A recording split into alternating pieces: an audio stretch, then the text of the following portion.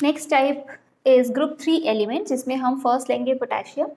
Potassium, calcium, magnesium जो है वो हमने पहले ही कर लिया, मैक्रो एलिमेंट्स हैं, और क्लोरीन, मैंगनीज, सोडियम जो हैं वो बेसिकली माइक्रो एलिमेंट्स हैं, बट हम इनको ग्रुप 3 में कंसिडर कर रहे हैं क्योंकि उनके ऑलमोस्ट फंक्शन जो होते हैं वो सेम होते हैं। सो पोटेशियम अगर हम देखें तो ये कॉम्पोनेंट है बहुत सारे एंजाइम्स का जो इन्वॉल्व होते हैं किस में, रेस्पिरेशन में और फोटोसिंथेसिस में।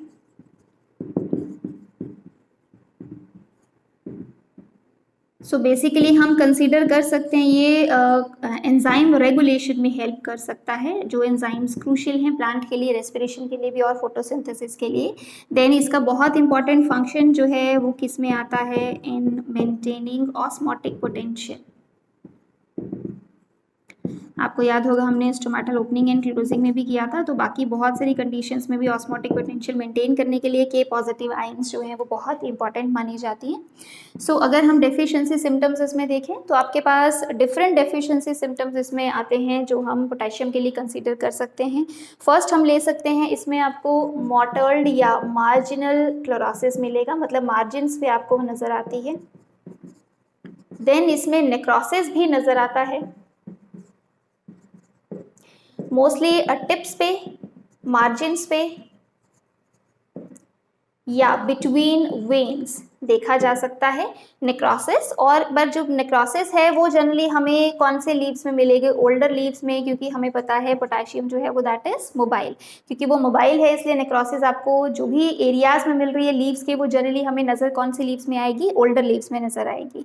ठीक है, अब हम इसमें ये देख सकते हैं कि जो प्लांट है उसकी स्टेम स्लेंडर होती है या वीक स्टेम होती है बेसिकली, क्योंकि इसको पोटेशियम की डेफिशिएंसी है तो स्लेंडर या वीक स्टेम। और कई बार अगर हम इसकी हाइट के अकॉर्डिंग देखें तो ये जो स्टेम है इसमें अगर देखा जाए तो इंटर नोड्स जो है कंपैरेटिवली वो शॉर्ट होते हैं, छोटे छोटे इंटरनोड्स होंगे तो ऑब्वियसली ओवरऑल हाइट जो होगा प्लांट का वो अपने आप कम हो जाएगा। ठीक है, अब इसमें एक और सिम्टम देखा गया है, नेक्रोसिस क्लोरोसिस तो है ही, समटाइम्स लीव्स जो हैं वो कर्ल कर जाते हैं एंड क्रिंकल। जो रूट्स हैं they are prone to fungal infection, roots are prone to fungal infection and overall हम कह सकते हैं प्लांट जो है वो कंपैरेटिवली वीक होता है, then plant is prone to lodging.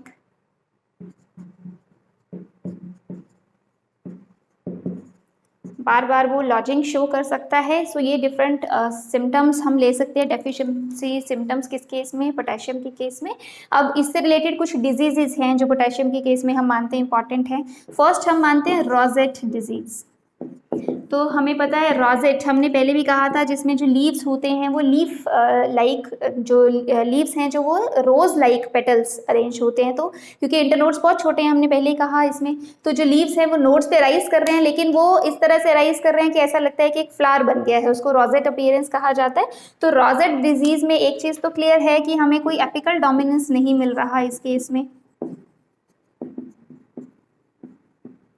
ठीक है, हम ये कह सकते हैं और हम कह सकते हैं कि इसमें जो ग्रोथ होती है वो बेसिकली कैसी हो जाती है, रोजेट ग्रोथ हो जाती है, रोजेट कंडीशन हम इसे कह सकते हैं, और आप इसको बुशी भी मान सकते हो कंपैरेटिवली, या हम कह सकते हैं सिंपल वे में कि एपिकल डोमिनेंस अब नहीं रहा। अब ये इसके एग्जांपल्स आप ले सकते हो, कौन कौन से प्लांट्स में देखा गया है, पोटैटो, पी, कैरेट, सेलरी। ठीक है, रोजेट डिजीज उनमें नजर आती है। और दूसरा डिजीज हम ले सकते हैं, यहाँ लिख लेते हैं, dieback disease. Most common example तो आप सिट्रस ले सकते हो, अदरवाइज बहुत सारे प्लांट्स में डाईबैक डिजीज मिलता है। तो डाईबैक डिजीज में भी बेसिकली हम ये कह सकते हैं एपिकल डोमिनेंस तो यहाँ भी नहीं रहेगा, लॉस ऑफ एपिकल डोमिनेंस यहाँ भी हो जाता है, बुशी ग्रोथ आपको यहाँ भी मिल सकता है। और दूसरा डाईबैक का मतलब क्या होता है, जब हम मान रहे हैं कि टिप्स से बैकवर्ड्स डेथ कॉज करना वो स्टार्ट करता है, मतलब सबसे पहले टिप्स है और उसके बाद धीरे धीरे वो बैक साइड को उसकी डेथ होना स्टार्ट हो जाती है। तो डाईबैक में एपिकल डोमिनेंस तो रहा ही नहीं, लेकिन जो हमारे पास टिप्स हैं, लेटरल है या एपेक्स है, उनकी डेथ कॉज हो, डाईबैक का मतलब बैकवर्ड्स डेथ कॉज होना स्टार्ट हो जाती है। तो सिट्रस के केस में ये जो ब्रीडर्स होते हैं उनके लिए बहुत बड़ा इकोनॉमिक लॉस हो जाता है इस वजह से। तो डाईबैक डिजीज मोस्ट कॉमन है सिट्रस, अदरवाइज बहुत सारे प्लांट्स में अगर आपको नजर आती है डाईबैक तो उसका एक रीजन जो है वो पोटेशियम डेफिशिएंसी हो सकता है। Next element is calcium. So calcium के अगर हम फंक्शंस देखें, सबसे इंपॉर्टेंट फंक्शंस इसके ये हैं that it is involve in synthesis of cell walls. Cell walls में भी स्पेसिफिकली हम मिडल लैमेला ले सकते हैं। आपने सुना होगा कैल्शियम पैक्टेट प्रेजेंट होता है, तो पैक्टेन के साथ कैल्शियम कॉम्प्लेक्स बनाता है और वो बहुत इंपॉर्टेंट कंपोनेंट है किसका, मिडल लैमेला का। देन माइटोटिक स्पिंडल की जब फॉर्मेशन होती है तो उसमें कैल्शियम की रिक्वायरमेंट होती है बहुत सारे प्रोटीन्स के लिए, या जो स्पिंडल फॉर्मेशन है वहाँ पे असेंबली में भी कैल्शियम इन्वॉल्व होता है। मेम्ब्रेन फंक्शनिंग, मेम्ब्रेन्स में बहुत सारे कंपोनेंट्स हैं जिसमें कैल्शियम प्रेजेंट होता है। सिग्नलिंग पाथवेज में हमने क्लियरली ये देखा है बहुत सारे सिग्नलिंग पाथवेज हैं जहाँ पे भी कैल्शियम कैलमॉडलिन कॉम्प्लेक्स बनेगा, वहाँ पे कैल्शियम इन्वॉल्व हो सकता है। या कई ऐसे पाथवेज भी होते हैं लाइक जीए के ही पाथवे में हम देखें तो कैल्शियम डिपेंडेंट और एक कैल्शियम इंडिपेंडेंट पाथवे होता है। तो कैल्शियम डिपेंडेंट का मतलब उसमें कैल्शियम जो है वो रिक्वायर्ड है, कैलमॉडलिन के साथ मोस्टली कैल्शियम जो होता है वो कॉम्प्लेक्स बनाता है। अदरवाइज और भी बहुत सारे रोल्स हो सकते हैं जहाँ में कैल्शियम की रिक्वायरमेंट है। कैल्शियम एक सेकेंड मैसेंजर भी काम कर सकता है। ठीक है, तो अब आपके पास ये डिफरेंट हम कंसीडर कर सकते हैं फंक्शंस। अगर हम डेफिशिएंसी की बात करें तो नेक्रोसिस कैरेक्टरिस्टिक फीचर है, डेड स्पॉट्स हमें नजर आएंगे। जनरली नेक्रोसिस जो है वो यंग टिश्यूज की नजर आती है, रूट टिप्स की, यंग लीव्स की। क्यों? क्योंकि कैल्शियम जो है वो इमोबाइल एलिमेंट कंसीडर किया जाता है और इमोबाइल में जो भी आपको सिम्टम्स नजर आएंगे वो कहाँ नजर आएंगे, यंग लीव्स में। लीव्स जो होते हैं वो डिफॉर्म भी हो जाते हैं, मतलब उनकी कोई प्रॉपर शेप नहीं रह जाती है और स्टंटेड ग्रोथ आपको मिलेगी क्योंकि कैल्शियम नहीं मिल रहा है तो ग्रोथ प्रॉपर नहीं हो पाती है।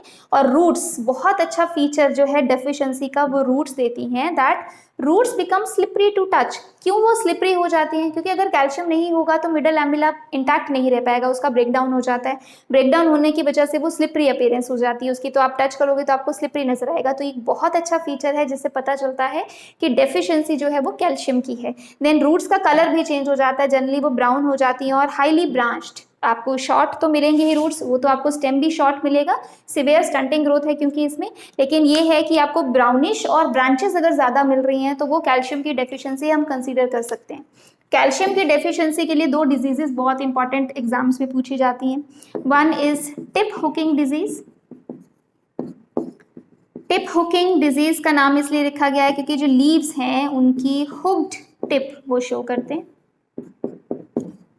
ये हमें कौन से प्लांट्स में मिल सकता है? बीट रूट में मिलता है, टोबैको में मिलता है और कॉलीफ्लावर में देखा गया है। ठीक है, सेकेंड डिजीज जो हम कैल्शियम की मान सकते हैं वो है blossom end rot. Blossom end rot basically tomato में देखा गया है। तो अगर हम नेम देखें, ब्लॉसम जो है वो बेसिकली फ्रूट्स के लिए टर्म यूज किया जाता है, एंड रॉट इसका मतलब एंड में आपको रॉटिंग मिल रहा है।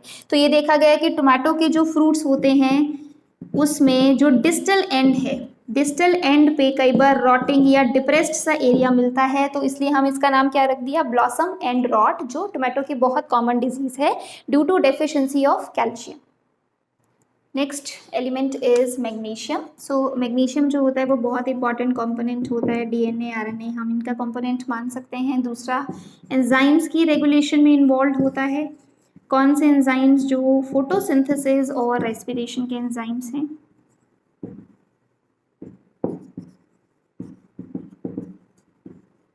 Then it's very important part of chlorophyll. तो हम कह सकते हैं इसलिए भी फोटोसिंथेसिस के लिए ये बहुत ज़्यादा इंपॉर्टेंट है। अब अगर हम फंक्शंस तो हमारे पास ये क्लियर हो गए। देन अगर हम डेफिशिएंसी सिम्टम्स देखें तो यहाँ पे आपको प्रीमेच्योर लीफ एब्सिशन मिल सकता है। देन हमें यहाँ पे क्लोरोसिस मिल सकती है। जो क्लोरोसिस होती है वो जनरली लीव्स की तो आपको मिल ही रही है, लेकिन कई बार पैटर्न क्लोरोसिस भी मिलता है, मतलब कई जगह का क्लोरोफिल इंटैक्ट रह जाता है, जैसे वेस्कुलर बंडल्स में जो क्लोरोफिल इंटैक्ट रह जाता है, बट बाकी जगह पे लीव्स का वो डिग्रेड कर जाता है। समटाइम्स पैटर्न मिल सकता है। अगर सिवियर डेफिशिएंसी हो तो हो भी सकता है कि पूरा ही लीफ जो है वो येलो या वाइट हो जाए। सो क्लोरोसिस पैटर्न भी हो सकता है, कंप्लीट क्लोरोसिस भी हमें मिल सकता है। और इसमें प्री मेच्योर लीफ एब्सिशन है, मतलब लीव्स जो है वो ऑब्वियसली क्लोरोसिस येलोइंग हो जाता है और उसके बाद उनका लीफ फॉल हो जाता है। ये जो सिम्टम्स हैं, क्योंकि मैग्नीशियम जो है वो बेसिकली मोबाइल एलिमेंट है, तो अगर वो मोबाइल है तो हमें ये सारे सिम्टम्स जो हैं वो ओल्डर लीव्स में मिलते हैं, क्योंकि मोबाइल एलिमेंट ओल्डर लीव्स में ये सिम्टम दे सकता है। अब अगर हम मैग्नीशियम देखें तो मैग्नीशियम की वजह से हमें एक डिजीज़ मिल सकती है जिसको हम सैंड ड्राउन डिजीज़ कहते हैं। बेसिकली इसमें लॉस ऑफ कलर हो जाता है at tips of lower leaves. जो lower leaves, lower obviously older leaves, क्योंकि ये मोबाइल है तो ओल्डर लीव्स में हमें ये सिम्टम्स मिल रहे हैं, तो आपको कलर लॉस का मतलब क्या है, क्लोरोसिस मिल रहा है। लोअर लीव्स के टिप्स पे आपको कलर लॉस मिल रहा है, या बिटवीन वेन्स भी मिल सकता है, वेन्स के बीच में भी क्लोरोसिस मिल सकती है। क्योंकि वेन्स के बीच में क्यों, क्योंकि वेन्स में वेस्कुलर बंडल्स हैं, उसमें कहा हमने कि कई बार क्लोरोफिल इंटैक्ट रहता है, डिग्रेड नहीं होता, लेकिन वेन्स जहाँ वेस्कुलर बंडल्स हैं वहाँ तो क्लोरोफिल इंटैक्ट रहेगा, लेकिन उसके बीच का जो एरिया जहाँ वेस्कुलर बंडल्स नहीं है वहाँ वो इंटैक्ट नहीं रह पाएगा, तो वहाँ डिग्रेड कर जाएगा, तो लॉस ऑफ कलर हो जाएगा। तो आपको टिप्स पे भी लॉस ऑफ कलर मिल सकता है, बिटवीन द वेन्स भी मिल सकता है, और हो सकता है कि जो लीफ है वो नियरली वाइट हो जाए। ये हमने इसमें लिखा कि नियरली वो येलो भी हो सकता है, नियरली वाइट भी हो सकता है, तो उसको हम कह देते हैं सैंड ड्राउन डिजीज। और मोस्टली ये टोबैको हम एक अच्छा एग्जांपल इसका ले सकते हैं, अदरवाइज किसी भी प्लांट में हो सकता है due to deficiency of magnesium. Next element is chlorine. Chlorine का एक बहुत इंपॉर्टेंट फंक्शन है, it is involve in water splitting reaction of photosynthesis. जो हमने वाटर स्प्लिटिंग के लिए YZ कॉम्प्लेक्स किया था उसमें हमने ये कंसीडर किया है कि मैंगनीज क्लोरीन जो होते हैं वो बहुत इंपॉर्टेंट कंपोनेंट्स माने जाते हैं उस कॉम्प्लेक्स के, और वाटर स्प्लिटिंग में हेल्प करते हैं। देन सेल डिविजन्स में भी बहुत जगह क्लोरीन का फंक्शन देखा गया है। देन अगर हम डेफिशिएंसी सिम्टम्स देखें तो इसमें आपको क्लोरोसिस भी मिलता है, नेक्रोसिस भी, स्टंटेड ग्रोथ भी नजर आती है, देन विल्टिंग ऑफ लीव्स भी, लीव्स मुरझा जाते हैं, विल्टिंग ऑफ लीव्स भी इंपॉर्टेंट सिम्टम है इस केस में। और जो लीव्स होते हैं वो ब्रॉन्ज कलर के हो जाते हैं, ब्रॉन्ज कलरेशन हो जाता है ऑफ लीव्स, ब्रॉन्ज कलर नजर आता है लीव्स का, जो एक बहुत इंपॉर्टेंट सिम्टम है। अगर हम क्लोरीन का देखें कि आपको ब्रॉन्ज कलर नजर आ रहा है तो इसे क्लियर पता चल जाएगा कि क्लोरीन की डेफिशिएंसी सिम्टम है, जिसको ब्रॉन्ज कलरेशन या ब्रॉन्जिंग भी कहा जाता है लीव्स का। ठीक है, इसमें अगर रूट्स देखें तो रूट्स की भी स्टंटेड ग्रोथ है,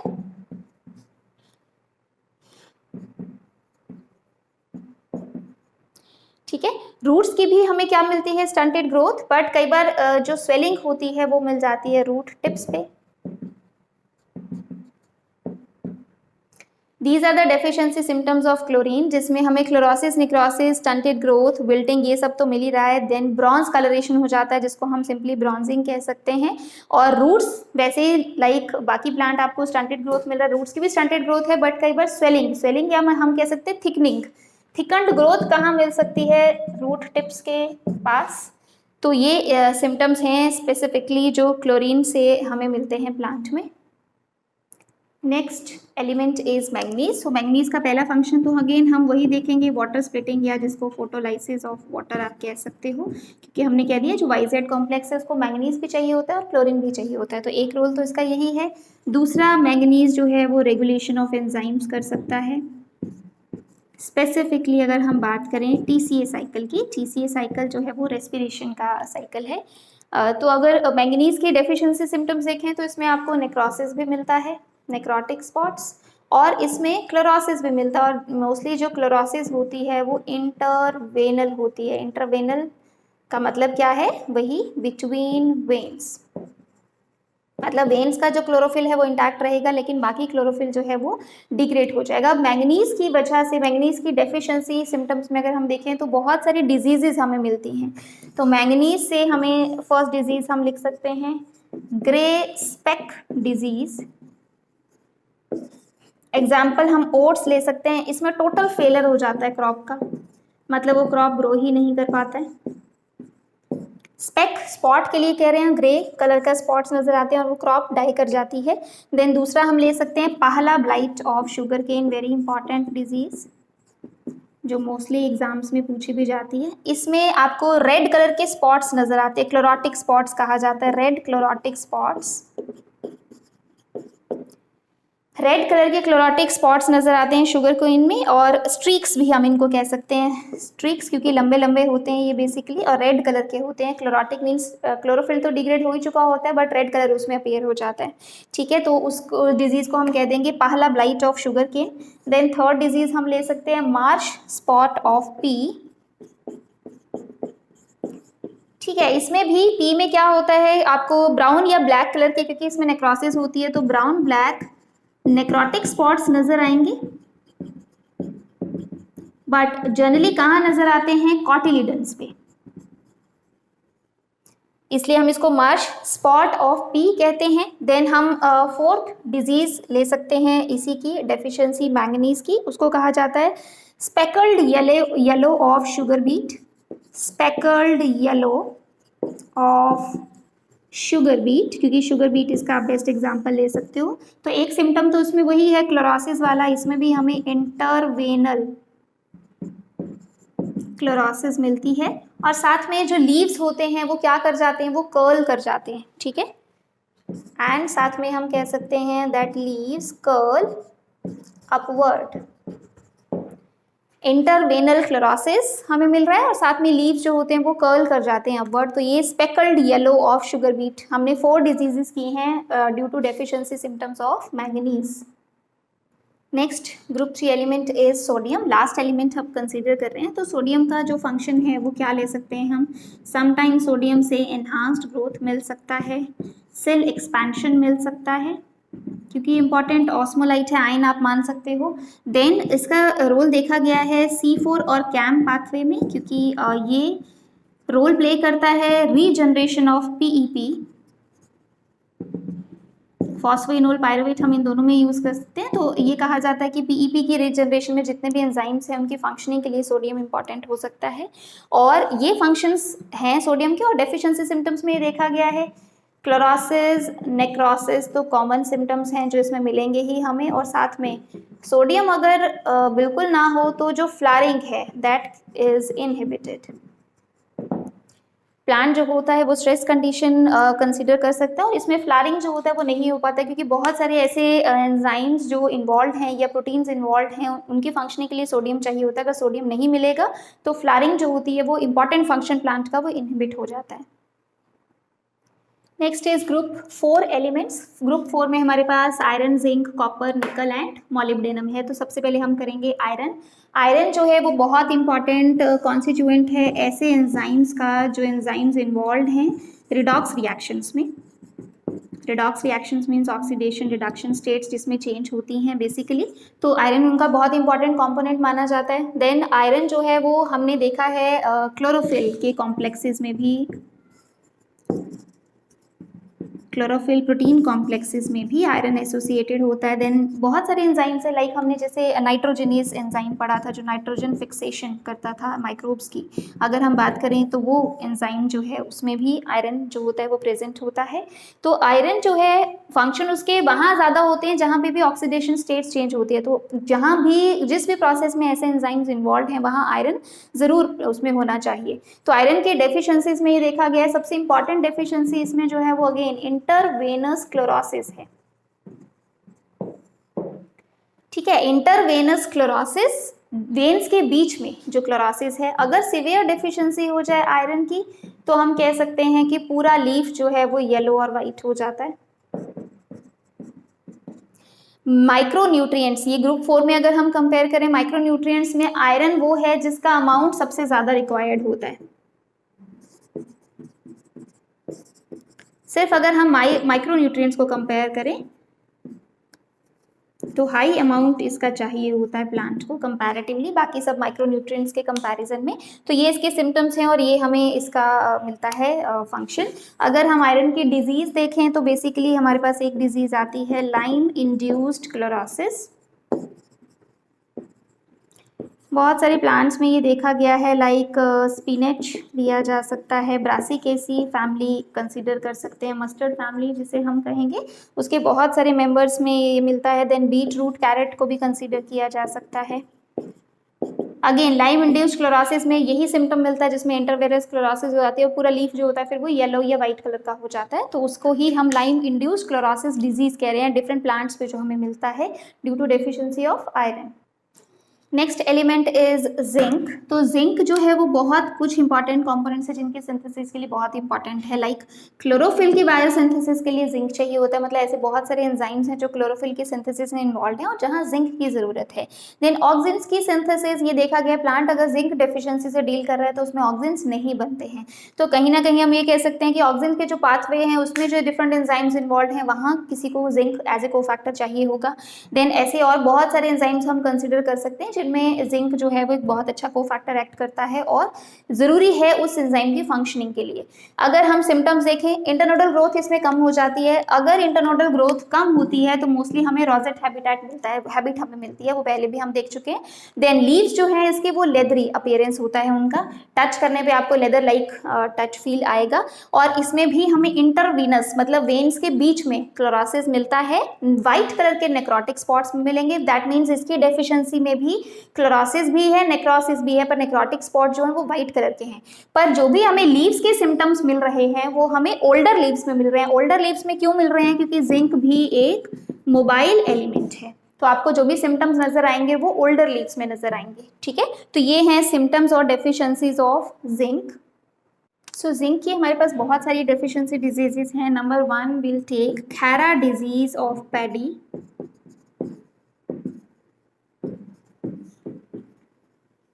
ठीक है, खैरा डिजीज हम इसे कहते हैं और बेसिकली इसमें क्या होगा, जब सीडलिंग ही इसमें ग्रो करता है, जब मतलब आप इसकी सोइंग करते हो और उसके बाद सीडलिंग राइज करता है तो सीडलिंग ही ब्राउनिश कलर का नजर आता है, या हम कह सकते हैं पेल नजर आता है क्योंकि उसकी क्लोरोसिस हो जाती है और अल्टीमेटली ये जो सीडलिंग है फिर क्या कर जाएगा, डाई कर जाएगा। तो हम इसको कहते हैं Khaira disease of paddy, that is due to zinc deficiency. Number 2 is white bud, या इसको हम टिप ऑफ मेज भी कह सकते हैं, क्योंकि ये देखा गया है कि इस केस में जो यंग पार्ट्स होते हैं लाइक बड्स जहाँ से कुछ राइज करेगा, या अनफोल्डेड लीव्स है, अभी बहुत छोटे लीव्स हैं, तो वही देखा गया है कि येलो या पेल कलर के हो जाते हैं। अनफोल्डेड लीव्स या बड्स हम कह सकते हैं, इसलिए हम इसको टिप भी कंसिडर करते हैं। ये जनरली येलो या वाइट कलर के नजर आते हैं अगेन ड्यू टू क्लोरोसिस, तो इसलिए हम इसको वाइट बड या टिप ऑफ मेज डिजीज कहते हैं। अब इसमें कई बार क्लोरोसिस के बाद नेक्रोसिस भी हो जाती है पर वाइट स्पॉट्स बनते हैं, वाइट स्पॉट्स नेक्रोसिस उसके बाद हो जाती है क्लोरोसिस के बाद, तो इसलिए हम इसको white bud tip of maize कहते हैं। This is very important disease. Third disease जो हम जिंक की कंसिडर कर सकते हैं that is rosette of fruit trees. Third disease due to zinc deficiency, rosette of fruit trees, इसको हम लिटिल लीफ डिजीज भी कह सकते हैं। जिंक की डेफिशिएंसी से तो इस नाम से भी आपको मोस्टली एग्जाम में पूछा जाता है, little leaf disease. Rosette of fruit trees, तो आपको नाम से पता चल रहा है कि यहाँ पे एक तो बात क्या है कि एपिकल डोमिनेंस हमें नजर नहीं आएगा, तो ऑब्वियसली जो अपीयरेंस है वो कैसा हो जाएगा, रोजेट अपीयरेंस। रोजेट अपीयरेंस है, या हम कह सकते हैं नो एपिकल डोमिनेंस। बेसिकली ये सिम्टम हम ले सकते हैं। दूसरा इनमें क्या होता है, लिटिल लीफ डिजीज हम क्यों कहते हैं, आपको इस केस में डाई बैक ऑफ शूट्स भी मिल सकता है।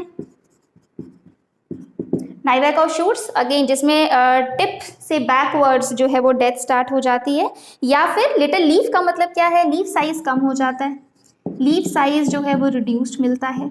ये डिफरेंट सिम्टम्स हैं, मतलब rosette appearance, no apical dominance, then die back भी मिल सकता है और लिटिल लीफ भी मिल सकता है, इसलिए हम इसको लिटिल लीफ डिजीज भी कहते हैं। देन इसमें हम एक और डिजीज कंसीडर कर सकते हैं, लास्ट डिजीज, फोर्थ टाइप हम जिसे कहेंगे फ्रेंचिंग ऑफ सिट्रस। लास्ट डिजीज हम कंसीडर करेंगे फ्रेंचिंग ऑफ सिट्रस में क्या होता है, येलो स्पॉट्स बिटवीन वेन्स, एक ये सिम्टम मिल जाता है, दूसरा लीव्स इसमें भी स्मॉलर हो जाते हैं। सो जनरली जो क्वेश्चन में आता है वो आपको हमेशा डिजीजेस के नाम आते हैं, आगे उनके सिम्टम्स पे इतने ज़्यादा क्वेश्चन नहीं आते। सिम्टम्स आपको इन जनरल एलिमेंट के पूछे जा सकते हैं, मतलब इन जनरल जिंक के डेफिशिएंसी सिम्टम्स क्या है वो आ सकता है, बट मोस्टली हर एलिमेंट से रिलेटेड उसकी डेफिशिएंसी डिजीज का जस्ट नाम पूछा जाता है। तो आप चाहो तो इसमें सिंपली इनके नेम्स याद कर सकते हो कि कौन से प्लांट की कौन सी डिजीज है, जस्ट वो पूछा जा सकता है कौन से एलिमेंट की डेफिशिएंसी से होता है।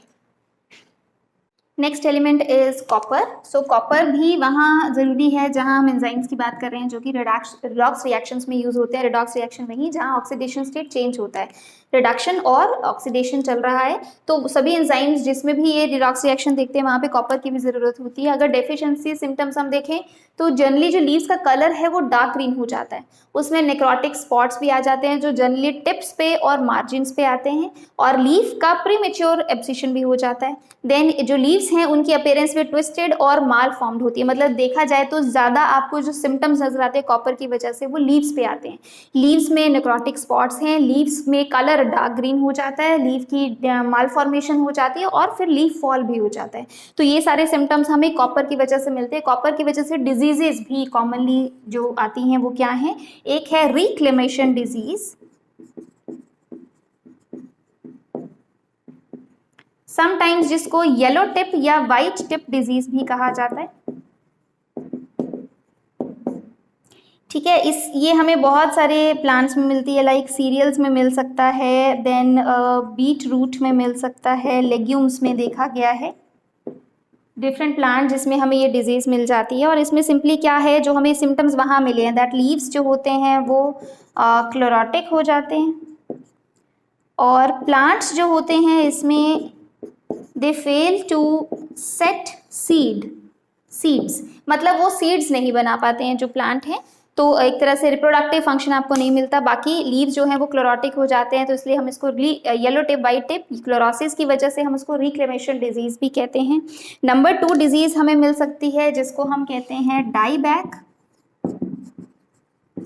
या एक्जेंथेमा।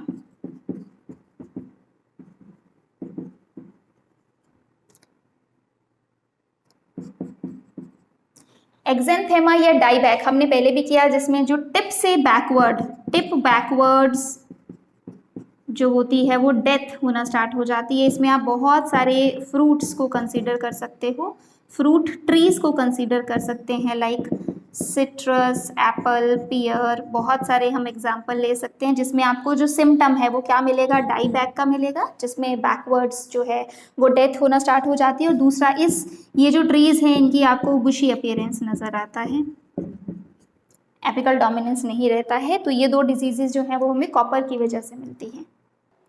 नेक्स्ट एलिमेंट इज निकल। निकल जो है वो सिर्फ एक ही एंजाइम का कंपोनेंट है, दैट इज यूरिएस, जो कि यूरिया को मेटाबोलाइज करने में हेल्प करता है।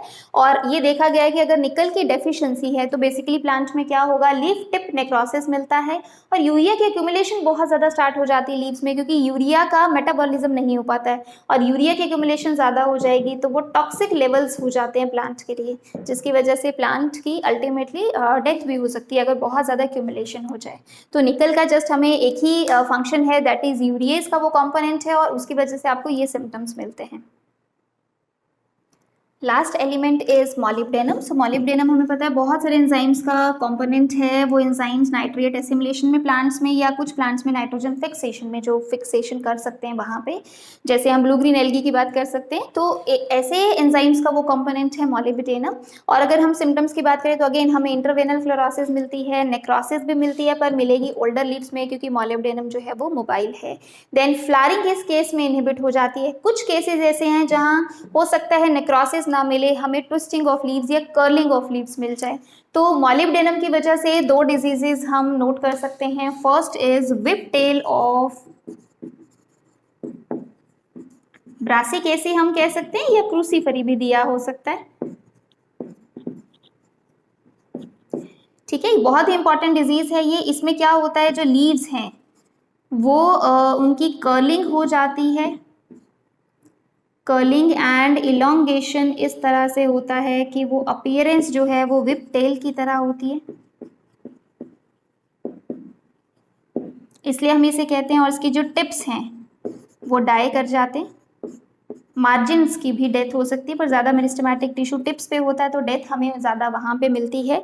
और यहाँ पे जो नेक्रोसिस है वो भी आपको नज़र आ सकती है। ये सिम्टम्स होते हैं बेसिकली ब्रासिकेसी फैमिली में आपको मिलेगा। विप टेल ऑफ ब्रासिकेसी हम इसलिए कहते हैं। नंबर 2 हमें मिल सकता है disease scald of legumes. Legumes में स्कार्ड वर्ड हम इसलिए यूज कर रहे हैं कि जो लीव्स हैं उनकी विल्टिंग मिल सकती है, स्कॉर्चिंग मिल सकता है, क्लोरोसिस मिल सकता है, नेक्रोसिस मिल सकता है। लीव्स बेसिकली इस तरह से नज़र आते हैं कि वो बहुत ही डैमेज्ड हैं, बहुत ही सिक हैं, इसलिए इसको हम स्कार्ड ऑफ लेग्यूम्स कहते हैं। So this is the last element जो ग्रुप 4 में हम कंसीडर कर रहे हैं। तो अब हम इसके साथ हमने अब 4 ग्रुप्स की न्यूट्रिएंट डेफिशिएंसी कवर कर लिया है। नेक्स्ट टॉपिक हमारा होगा हाइड्रोपोनिक्स। हाइड्रो वर्ड से हमें पता चल रहा है कि यहाँ हम वाटर की बात कर रहे हैं। हाइड्रोपोनिक्स का मतलब है growth of plants without soil. हम इसको soil less culturing of plants भी कह सकते हैं या ग्रोथ ऑफ प्लांट्स भी कह सकते हैं। हाइड्रोपोनिक्स में बेसिकली हम कर क्या रहे हैं, हम प्लांट्स की ग्रोथ करवा रहे हैं। Plants grow in a nutrient solution with optimum oxygen levels. मतलब हमें प्लांट्स की ग्रोथ करवाने के लिए 2 चीज़ें चाहिए। एक तो हमें न्यूट्रिएंट सोल्यूशन चाहिए जिसमें उसकी रूट्स को इमर्स किया जाता है, और उसमें सोल्यूशन में ऑप्टिमम ऑक्सीजन का कॉन्सेंट्रेशन होना चाहिए। तो अगर हम एक न्यूट्रिएंट सोल्यूशन ले लें और उसमें ऑक्सीजन मेंटेन कर लें तो हम सिंपली उसमें प्लांट्स को ग्रो कर सकते हैं विदाउट सॉइल। इसलिए हम इसको सॉइल लेस कल्चरिंग कह रहे हैं या growth of plants without soil कह रहे हैं। हाइड्रोपोनिक्स के लिए और भी बहुत सारे सपोर्टिंग मटीरियल यूज़ किए जा सकते हैं। सपोर्टिंग मटीरियल में सैंड यूज़ किया जा सकता है, देन वर्मिकुलाइट यूज़ किया जा सकता है, ग्रेवल, एक्सपैंडेड क्ले एटसेट्रा। ये डिफरेंट सपोर्टिंग मटेरियल यूज़ किए जा सकते हैं। तो ग्रेवल तो आपको पता है छोटे छोटे स्टोन्स लाइक जो होता है, सैंड आपको पता है कोर्स जो मिट्टी होती है जिसमें स्पेसिस बहुत ज़्यादा होते हैं। वर्मिकुलाइट क्या होता है, वर्मिकुलाइट आप समझ सकते हो it's a low grade mica. Low grade micas होते हैं जो बेसिकली एक्सपैंड करते हैं और एक्सफोलिएट करते हैं जब आप इसको एक वाटर एब्जॉर्बेंट मटेरियल के साथ हीट करते हो। तो जब वर्मिकुलाइट की एक्सफोलिएशन हो जाती है, मतलब आउटर लेयर उसकी निकल जाती है, वो एक्सपैंड कर चुका होता है, तो ये एक सपोर्टिंग मटेरियल यूज हो जाता है। ये याद रखना, लो ग्रेड माइकास हैं जो एक्सपैंड करते हैं, एक्सफोलिएट करते हैं, और उस कंडीशन में जब वो कर लेते हैं एक वाटर एब्जॉर्बेंट मटेरियल के साथ हीट करने के बाद, तो हमारे पास वर्मिकुलाइट बनता है जो एक सपोर्टिंग मटेरियल हम यूज़ कर सकते हैं फॉर हाइड्रोपोनिक्स। अब हाइड्रोपोनिक्स में बेसिकली हमने न्यूट्रिएंट सोल्यूशन लेना है जो एक प्रॉपर न्यूट्रिएंट सोल्यूशन होना चाहिए जिसमें सारे हमारे पास एसेंशियल एलिमेंट्स हमें कंसीडर करने हैं। कुछ बेनिफिशियल एलिमेंट्स जो प्लांट को और चाहिए होते हैं जो एसेंशियल नहीं है लेकिन अगर आप दोगे तो ग्रोथ अच्छा होगा। कुछ अच्छे से सपोर्टिंग मटेरियल यूज़ करके हम पानी में ही हाइड्रोपोनिक्स के थ्रू बहुत सारे प्लांट्स को ग्रो कर सकते हैं। बट एक ड्रॉबैक भी है हाइड्रोपोनिक्स का। एक तो इसमें स्किल और नॉलेज की ज़रूरत है, क्योंकि कोई भी ऐसे ही उठ के किसी सोल्यूशन में डाल के प्लांट को ग्रो नहीं कर सकता। उसको पता होना चाहिए कि सोल्यूशन में कौन सा न्यूट्रिएंट कितने अमाउंट में होना चाहिए, ऑक्सीजन का कितना लेवल कैसे मेंटेन करना है। तो स्किल और नॉलेज ज़रूर चाहिए होती है अगर हाइड्रोपोनिक्स इस्टेब्लिश करना है। दूसरा, हाइड्रोपोनिक्स को इस्टेब्लिश करने के लिए क्योंकि आपको एक ऐसा सिस्टम चाहिए होगा जो बार बार ऑक्सीजन लेवल को मेंटेन करे, न्यूट्रिएंट सोल्यूशन बनाने के लिए आपके पास प्रॉपर मेजरमेंट्स, प्रॉपर कंटेनर, एक गुड अमाउंट ऑफ वाटर, ये सब सिस्टम चाहिए। ठीक है, तो हमारे पास हम कह सकते हैं कि हाइड्रोपोनिक्स का जो सेटिंग है और सिस्टम है that is costly, expensive. Otherwise आपने सॉइल में ग्रो करना, आप सिंपली एक पॉट लोगे, सॉइल लोगे, उसमें प्लांट को ग्रो कर लोगे तो वो सिस्टम कंपैरेटिवली आपको चीपर पड़ता है। लेकिन हाइड्रोपोनिक्स में आपको एक प्रॉपर लेवल होना चाहिए, रूट्स प्रॉपरली इमर्स्ड होने चाहिए, न्यूट्रिएंट्स का लेवल, हर चीज़ आपको प्रॉपरली मेंटेन करना है। तो हम ये कह सकते हैं कि हाइड्रोपोनिक्स की सेटिंग करने के लिए एक तो एक्सपेंसिव है, ज़्यादा मनी ज़्यादा चाहिए, और दूसरा नॉलेज ज़रूर होना चाहिए, तभी आप हाइड्रोपोनिक्स के थ्रू प्लांट्स की ग्रोथ करवा सकते हो। हाइड्रोपोनिक सिस्टम में हम सिंपली शो कर सकते हैं कि ये एक आप कंटेनर ले लोगे जिसमें हम प्रॉपर प्लांट को यहाँ पे शो करेंगे, और यहाँ उसकी रूट्स जो हैं वो सबमर्ज्ड हैं वाटर में, और यहाँ सपोज प्लांट ग्रो कर रहा है। तो ये कोई सपोर्ट सिस्टम है और इसी के थ्रू हम एक इंस्ट्रूमेंट यूज़ कर रहे हैं जो प्रॉपर बबलिंग ऑफ एयर, यहाँ से एयर ऑक्सीजन मेंटेन किया जा रहा है। ये न्यूट्रिएंट सोल्यूशन हम शो कर रहे हैं जिसमें सॉइल सपोर्टिंग सिस्टम आप कुछ भी ले सकते हो, सैंड, ग्रेवल, वर्मिकुलाइट एक्सेट्रा, और यहाँ पे हमने रूट्स शो कर दिए हैं। तो हाइड्रोपोनिक्स ऐसे हम शो कर सकते हैं, या कई बार एक थिन फिल्म सिस्टम कहा जाता है। थिन फिल्म सिस्टम में क्या किया जाता है कि जो प्लांट्स हैं उनकी रूट्स को एक थिन फिल्म, बहुत कम पानी में रखा जाता है, जैसे इस तरह से प्लांट है, और ये जो वाटर है वो मूव करता रहता है, और इसके बाद यहाँ पे ये सपोज हम यहाँ पे कोई सिस्टम लगा देंगे जहाँ पे रिकवरी हो जाएगी, और यहाँ से हम एंट्री शो कर रहे हैं, तो यहाँ के थ्रू न्यूट्रिएंट वाला जो सोल्यूशन है वो मूव करता रहेगा, रिकवरी होगी, फिर से यहाँ पे फीड कर दिया जाएगा, एक थिन फिल्म की फॉर्म में वो रूट्स के थ्रू यहाँ से पास कर दिया जाएगा, तो रूट्स एब्जॉर्ब करती रहेंगी और वो मूव भी करता रहेगा, तो इससे एरेशन भी होता रहेगा, एक तरह से वो मूव कर रहा है। एरेटिंग सिस्टम भी हम मेंटेन कर सकते हैं जिससे ऑक्सीजन का लेवल जो है वो ठीक रहे, तो इसको थिन फिल्म सिस्टम बोल देते हैं कि उसमें बहुत कम पानी का लेवल है, या हम हाइड्रोपोनिक्स ऐसे भी इस्टेब्लिश कर सकते हैं। तो बहुत सारे वेज हैं जिसके थ्रू हाइड्रोपोनिक्स को इस्टेब्लिश किया जा सकता है। हाइड्रोपोनिक्स की तरह एक और वर्ड आपसे पूछा जा सकता है एरोपोनिक्स, जिसका मतलब है कि हम एयर में प्लांट्स को ग्रो कर रहे हैं। तो बेसिकली इसमें भी आपको एक सिस्टम लेना है जिसमें सपोज ये प्लांट है, उसकी ये रूट्स हम शो कर रहे हैं, तो रूट्स के आसपास एयर है, वाटर में हमने उसको नहीं किया है, और यहाँ पे हम एक न्यूट्रिएंट सोल्यूशन ले लेते हैं। तो जनरली हम कोई भी एक इंस्ट्रूमेंट यूज़ कर लेते हैं जो मूव करेगा और मिस्ट क्रिएट करेगा। मिस्ट मतलब स्मॉल ड्रॉपलेट्स ऑफ वाटर जिसमें ये न्यूट्रिएंट सोल्यूशन की है। तो हम इसको ऐसा करते हैं कि हम इसको थोड़ी थोड़ी देर बाद स्प्रे करते रहते हैं विद न्यूट्रिएंट सोल्यूशन, मतलब उसको डिप करके रखने की ज़रूरत नहीं होती, वो हवा में ही है रूट्स, लेकिन बीच बीच में उसको स्प्रे किया जाता है विद न्यूट्रिएंट सोल्यूशन। और अगर हम हाइड्रोपोनिक्स के कंपैरिजन में देखें तो यहाँ आपको न्यूट्रिएंट्स ज़्यादा चाहिए होते हैं, क्योंकि अदरवाइज रूट्स जो है वो एयर में ही हैं, तो बार बार आपको उसको देना पड़ता है न्यूट्रिएंट्स, और ज़्यादा इसलिए क्योंकि बार बार आप उसको स्प्रे कर रहे हो, तो एक्चुअल में रूट्स जब खुद से एब्जॉर्ब करती हैं तो वो उसी में प्रेजेंट होती हैं, वहाँ से जितना रिक्वायर्ड होता है एब्जॉर्ब कर लेती हैं। यहाँ आपको बार बार ज़्यादा देना पड़ेगा सो दैट जो रूट्स हैं वो डाई ना कर जाएँ। तो ऐसे सिस्टम में जहाँ हम एयर में ही रखते हैं और बार बार उसको स्प्रे कर लेते हैं विद न्यूट्रिएंट सोल्यूशन, उसको हम एरोपोनिक्स कहते हैं। फ्यूचर टेक्नोलॉजी कंसिडर किया जाता है कि अब एरोपोनिक्स पे हम ज़्यादा रोल देखेंगे एरोपोनिक्स का प्लांट ग्रोथ में। ऐसे सिस्टम स्टैब्लिश किए जा रहे हैं जिससे कि एरोपोनिक्स को ज़्यादा से ज़्यादा बढ़ाया जाए, जिसमें जितनी रिक्वायरमेंट है उतने न्यूट्रिएंट्स स्प्रे कर दिए, और बाकी हम कह सकते हैं वो एयर में ही विदाउट सॉइल विदाउट वाटर जो है प्लांट जो है वो ग्रो कर रहा है।